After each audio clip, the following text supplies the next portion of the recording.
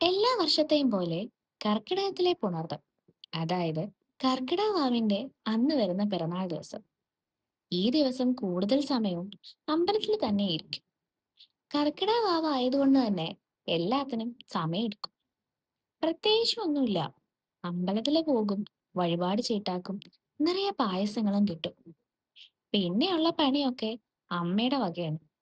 ഈ പായസങ്ങള് പാത്രത്തിലോ ഇലയിലോ ഒക്കെ ആക്കി എല്ലാവർക്കും കൊണ്ടു നടന്ന് കൊടുക്കും. തുടർച്ചയായിട്ട് കുറച്ചു വർഷങ്ങളായിട്ട് ഇതാണ് സംഭവിക്കാറുള്ളത്.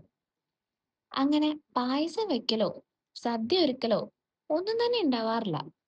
ഇന്നും അതുപോലെ തന്നെയായിരുന്നു. ഒരു സാധാരണ ദിവസം. എനിക്കും വലിയ താല്പര്യമൊന്നുമില്ല ഇതിനോടൊന്നും. ഈ വർഷം പ്രത്യേകിച്ചില്ല. കാരണം ഞാൻ പ്രതീക്ഷിക്കാത്ത കുറേ സംഭവങ്ങളും പ്രശ്നങ്ങളും ഉണ്ടായ വർഷമാണ് കഴിഞ്ഞത്. അതിന്റെ ഹാങ് ഓവർ ഇട്ട് തീർന്നിട്ടും ഇല്ല.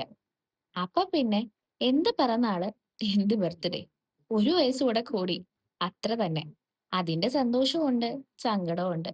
എന്നാലും ഇതൊക്കെ ഒരു രസമല്ലേ, കാണാനും കേൾക്കാനും അനുഭവിക്കാനും.